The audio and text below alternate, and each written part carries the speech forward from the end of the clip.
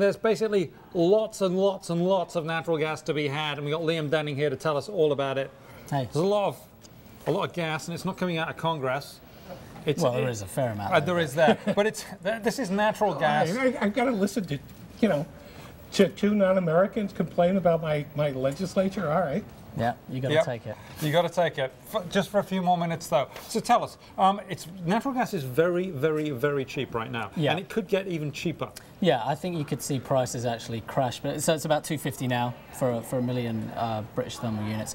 I think it could go below, which is about a million cubic feet as well. It's the same. 1,000 cubic feet, roughly that. I think it could go below 2. It may even go below 1 briefly at some point this year. The reason being that, what we tend to do is we store gas during the summer when we're not using so much, and then we draw down the inventories in the winter. Now, the fact is we're producing lots of gas. We've had a very mild winter, so we're heading towards the spring and summer with record amounts of gas in inventory, and we're actually going to start bumping up against the limits physically of what we can store. And when that happens, you can get very strange things happen in the market. And the example that I talk about in today's piece is what happened in the UK at the end of 2006. When a new pipeline opened up from Norway, and it absolutely flooded the market. And then what happens is the grid operator has to start incentivizing people to shut in gas, because at some point you imbalance the market, there's just too much gas going through the system. And so what could happen is if we reach the limits of physical capacity and storage, the gas price could plummet as people literally start paying other people to take their gas so that they don't incur fines and penalties from trying to push too much gas into the system. And Liam, given the demand that we have for petroleum, for fossil fuels, what's the disconnect? Why don't we balance the demand for gas a little bit more with the supply? Well, I think some of it has to do with that gas you were talking about coming out of Congress. I mean, part of the problem is we don't really have a rational energy policy. If we had a rational energy policy, then we would look at gas and we'd say, okay, it costs $2.50, oil costs nearly $100 a barrel. Why don't we use more gas and less oil? And so you would talk about things like running trucks on compressed natural gas or liquefied natural gas, building more gas-fired power stations and retiring coal plants. The thing is, none of that is going to happen very quickly. It probably will happen over time because generally people start listening to market signals and they start adapting their behavior. But for this year, we're simply at a point where there are too many people producing too much gas.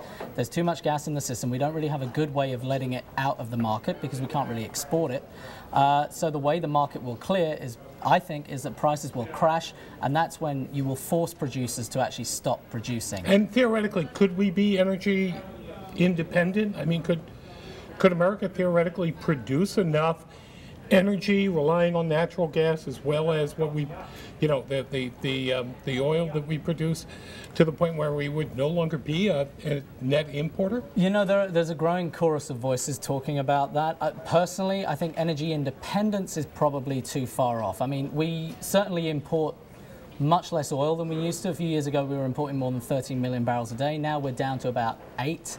I think clearing that would be a bit of a struggle, even with all of these initiatives going on. But we could get to a point where we are not so dependent on oil that we are, just a slave to prices whenever they go up to $100 a barrel. I mean, we certainly have lots of oil in storage. We certainly have lots of natural gas that we could adapt to other uses in order to reduce our dependence on oil and coal even further. I think we get to a point where we have enough energy, homegrown energy, that America is less prone to recessions on the back of oil price spikes. I think full energy independence probably isn't going to happen.